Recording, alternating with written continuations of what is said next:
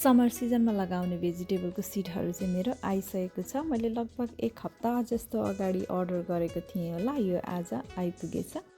अनि म चाहिँ हरेक सिजन त होइन, एटलिस्ट समर सिजनको र विन्टर सिजनको भेजिसहरू चाहिँ हरेक साल जस्तो नै किन्ने गर्दछु। हुन चाहिँ म सिड राख्ने पनि गर्छु राख्न चाहिँ, तर नयाँ नयाँ के भेराइटीहरूको चाहिँ किनेर रोप्न मलाई विभिन्न खालको सब्जीहरू लगाउन चाहिँ एकदमै मनपर्छ। अब त्यही अनुसार मैले यो समर सिजनमा पनि 2-3 खालको भिन्दा भिन्दै भेराइटीहरूको भेजिसहरू रोप्नको लागि भनेर चाहिँ सिडहरू मैले मगाइसकेको छु। अनि यो आज आइ पनि सक्यो। अनि यहाँ चाहिँ मैले के मगाएँ भन्दाखेरि यो क्लियर ब्यागमा रहेछ यो एयरलुम बिन्सहरू विभिन्न खालको मिक्स रहेको छ।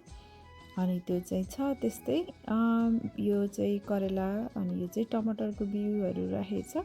अनि अरू चाहिँ के छ भनेर चाहिँ म फल्न थालेपछि देखाउँछु। अब यो रोप्नको लागि चाहिँ अलिकति टाइम लाग्छ, यसको यो सिडहरू सो गर्न चाहिँ अलिकति टाइम लिएर यसलाई चाहिँ रोप्न थाल्नेवाला छु। सफल असफल के कस्तो हुन्छ, च्यालेन्जेसहरू कस्तो आउँछ म अपडेट